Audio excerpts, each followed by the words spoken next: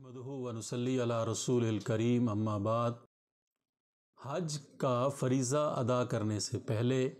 یہ بات بھی سوچ لینی چاہیے کہ یہ حج اصل میں حضرت ابراہیم علیہ السلام کی وفاؤں، حضرت اماں ہاجرہ کی دعاؤں اور حضرت اسماعیل علیہ السلام کی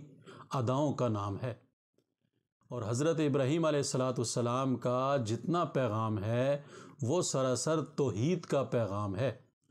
تو حج پہ جانے سے پہلے ہمیں اپنے عقیدے کی اصلاح کر لینی چاہیے کہ کیا ہمارا عقیدہ صحیح ہے، کیا ہم عقیدہ توحید پہ قائم ہیں۔ حضرت ابراہیم علیہ السلام عقیدہ توحید کے علمبردار تھے۔ حضرت ابراہیم علیہ السلام کو جتنے مسائل کا اور آزمائشوں کا سامنا کرنا پڑا وہ صرف اور صرف عقیدہ توحید کی وجہ سے تھا۔ تو ہم اگر حضرت ابراہیم علیہ السلام اور ان کے خاندان کی اس یادگار کو منانا چاہتے ہیں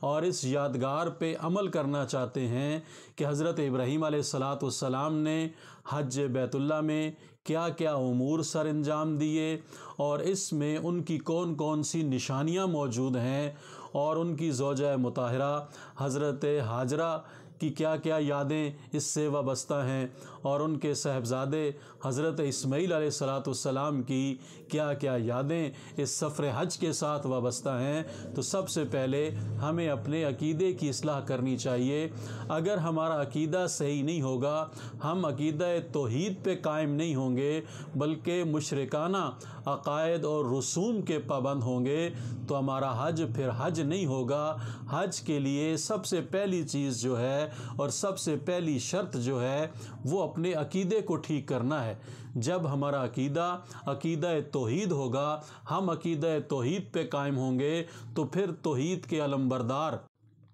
حضرت ابراہیم علیہ السلام اور ان کے خاندان کی اس یادگار کو ہم صحیح طور پر ادا کر سکیں گے، اس کو منا سکیں گے، حج کے جو مسائل ہیں ان سے آگاہی حاصل کر سکیں گے اور حج کے اندر جو افعال ہیں ان کو صحیح طرح سے ادا کر سکیں گے کہ حج نام ہی حضرت ابراہیم علیہ السلام اور ان کے خاندان کی یادگار کا ہے۔ تو جب اتنے بڑے توحید کے امام پیغمبر حضرت ابراہیم خلیل اللہ علیہ السلام